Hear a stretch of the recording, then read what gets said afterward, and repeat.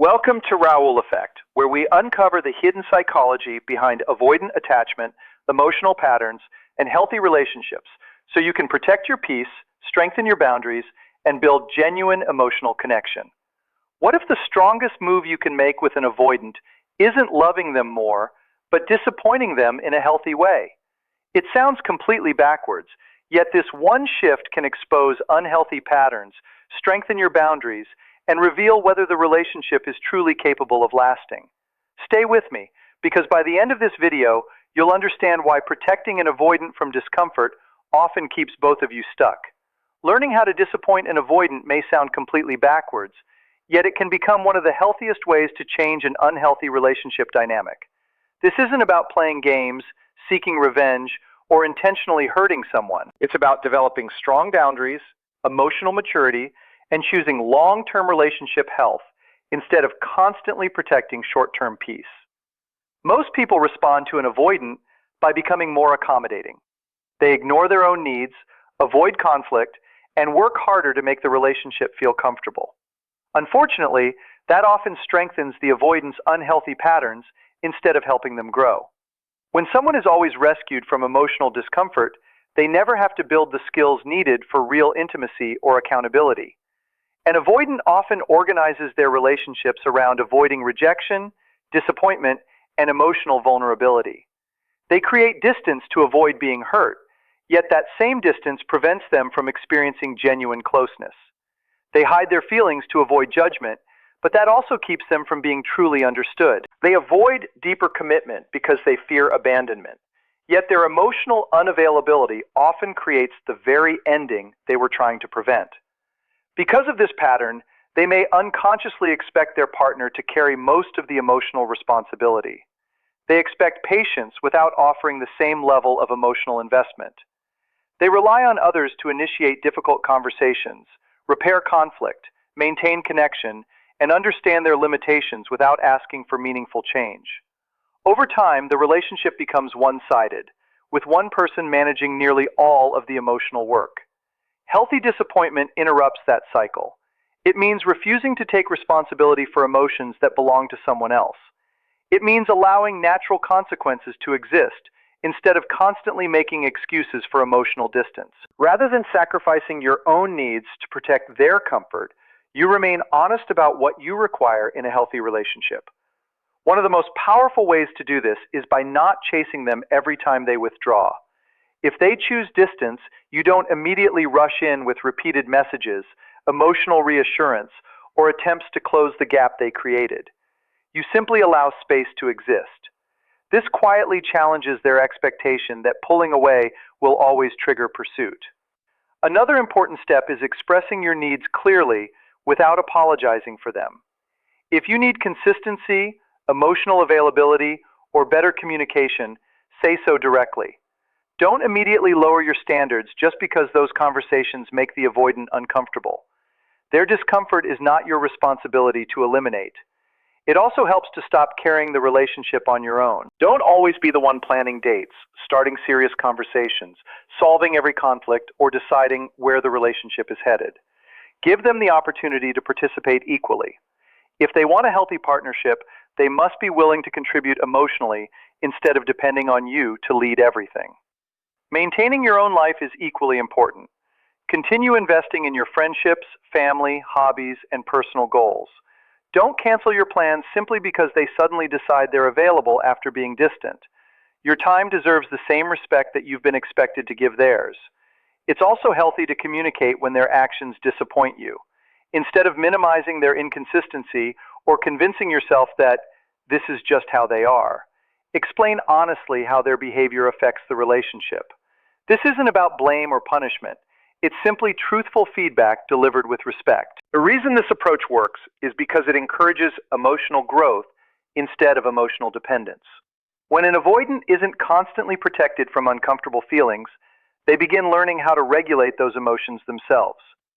Rather than relying on a partner to absorb every difficult moment, they gradually develop healthier coping skills.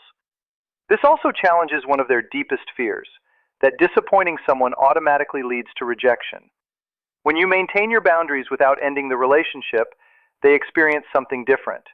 They learn that conflict doesn't always destroy connection, that honesty doesn't automatically lead to abandonment, and that emotional discomfort can be worked through instead of escaped.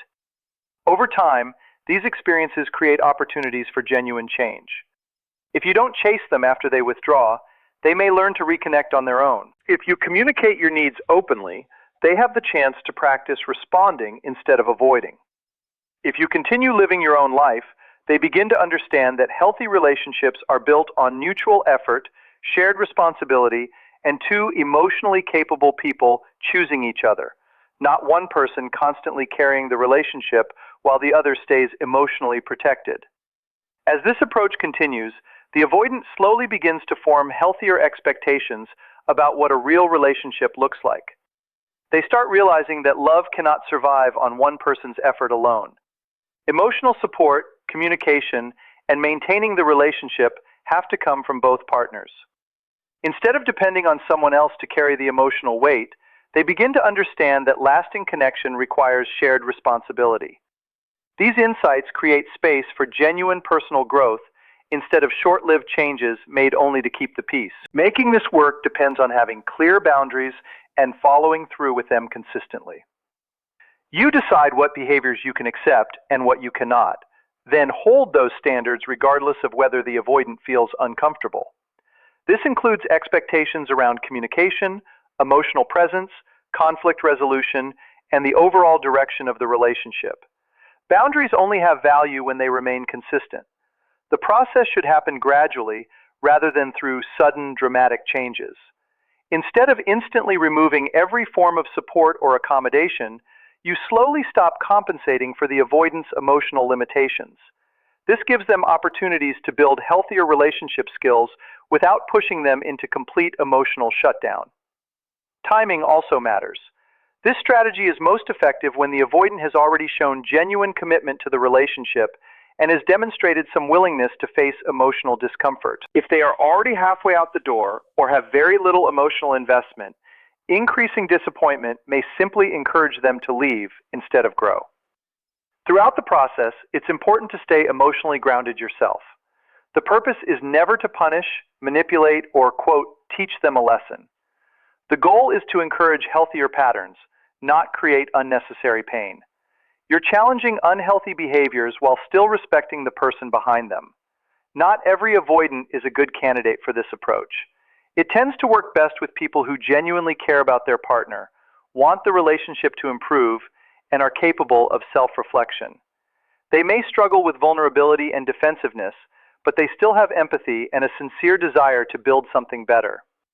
On the other hand, this approach is not appropriate for people who repeatedly use emotional abuse, manipulation, intimidation, or controlling behavior. If someone responds to boundaries with anger, punishment, or attempts to gain more control, the issue goes far beyond avoidant attachment. Healthy boundaries cannot repair abusive dynamics where mutual respect is missing. It's also important to consider your own emotional health. If you're dealing with severe anxiety, codependency, unresolved attachment wounds, or low self-worth, maintaining these boundaries can become extremely difficult. Without strong emotional stability, the strategy can unintentionally become reactive or manipulative instead of healthy and constructive. Relationship stage matters as well. This approach works best when both people have invested meaningful time and emotion into the relationship and have expressed a desire to work through problems together. In casual relationships or early dating, an avoidant often has too little investment for these changes to have much impact. When healthy disappointment is introduced, the avoidant often experiences increased anxiety at first. They may temporarily become more attentive, try harder to reconnect, or express frustration because the familiar dynamic has changed. These reactions are normal because their usual expectations are no longer being reinforced. Some avoidants may initially withdraw even further or become defensive. This often functions as a test. They're watching to see whether you'll eventually return to old habits and once again prioritize their comfort over your own needs. Remaining calm and consistent during this period is one of the most important parts of the process. If they are capable of growth, you'll often notice meaningful changes over time. They begin initiating difficult conversations instead of avoiding them. They become more willing to express their feelings, consider your emotional experience, and participate in solving problems together. Rather than expecting constant protection from discomfort, they gradually build the resilience needed for healthy intimacy. This process can also reveal an important truth. Some avoidants rise to the challenge and develop stronger relationship skills. Others reveal that their struggles are rooted in much deeper personality patterns or a lack of empathy that no relationship strategy can change. That clarity, while sometimes painful, helps you make healthier long-term decisions. There are risks with this approach. The biggest is that the avoidant may choose to leave instead of growing. Anyone using this strategy must be willing to accept that possibility and understand that protecting their own emotional well-being matters more than preserving a relationship at any cost. Another risk is allowing frustration to turn the process into punishment. If disappointment is used to get revenge or force guilt, it loses its purpose and damages the relationship further. Regular self-awareness is necessary to make sure your actions remain focused on healthy growth instead of emotional retaliation. This approach also demands patience and emotional strength. Holding boundaries, resisting the urge to rescue, and staying consistent through uncomfortable moments can be exhausting. Without enough emotional resilience, it's easy to become burned out or fall back into old patterns. It's equally important to recognize that some avoidants carry deep abandonment wounds. Small, manageable moments of disappointment can encourage growth, but overwhelming them with more emotional pressure than they can handle may trigger fear rather than healing. Knowing the person's emotional capacity is essential. When this approach succeeds, the relationship changes in meaningful ways. It becomes built on mutual respect instead of one-sided sacrifice. Honest communication replaces emotional guessing, and genuine intimacy replaces superficial harmony. Both partners become more comfortable expressing needs, handling disagreements, and working through challenges together. The avoidant doesn't just improve as a romantic partner. They develop emotional skills that positively influence every important relationship in their life. They become better at handling disappointment, communicating openly, staying present during conflict, and maintaining close connections without constantly running from emotional discomfort. Those changes create healthier relationships not only with a partner, but also with family, friends, and the people around them. This approach doesn't only encourage growth in the avoidant, it also changes the person practicing it. By holding healthy boundaries, you build greater self-respect, protect your emotional well-being, and learn to express your needs without guilt. You stop losing yourself in the relationship while still caring deeply for your partner. As both people begin sharing the emotional responsibility, the relationship becomes healthier, more balanced, and far more sustainable. Instead of repeating the cycle where one person constantly chases and the other pulls away, both partners gradually learn to move toward each other with honesty, vulnerability, and mutual effort. That creates real intimacy instead of a connection built on avoiding conflict. Learning to disappoint an avoidant in a healthy, respectful way isn't about control. It's about creating space for growth while protecting your own peace. When used with the right person and the right intentions, it can replace unhealthy patterns with mutual respect, emotional maturity, and a stronger, more authentic relationship. Healthy love isn't about constantly making someone comfortable. It's about creating a relationship where both people grow, take responsibility, and meet each other halfway. If this video gave you a new perspective, like, subscribe, and join Raul Effect for more insights on avoidant attachment, emotional healing, and building stronger, healthier relationships.